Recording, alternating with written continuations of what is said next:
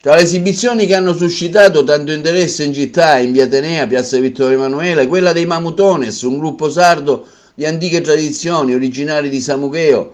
Una grande particolarità sono i costumi formati da campanacci, una maschera facciale del Mamutones, la visiera è nera e di legno, bianca, e viene assicurata al viso mediante cinghiette in cuoio contornate da un fazzoletto di foggia femminile. Il gruppo dei Mamutones viene coperto da pelli di pecola nera, mentre sulla schiena, con un complesso sistema di ancoraggio, è sistemata una serie di campanacci. Siete esibiti in via Atenea, particolarmente apprezzati siete stati, Sì, infatti siamo stati accolti con le braccia aperte e molti hanno gradito la nostra presenza. Brevemente il significato della vostra danza, brevemente qual è?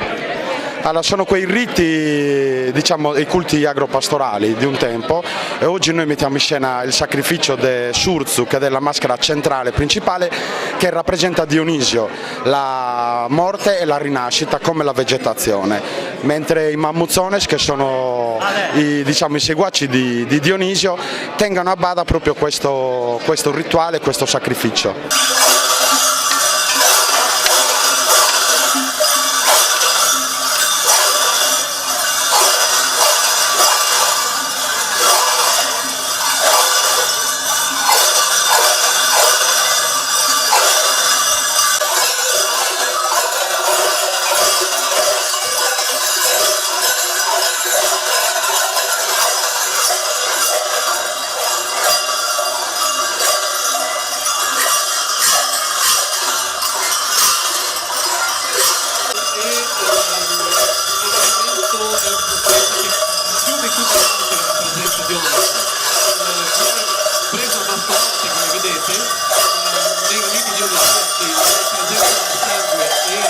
A seguire l'esibizione dei Voladores, particolarmente apprezzata dagli agrigentini, che ha conquistato l'interesse del pubblico. I Voladores danzano ad alta quota per chiedere la fertilità dei terreni sui quali lavorano duramente. Hola, muy buenas noches a todos aquí en Agrigento, en Italia.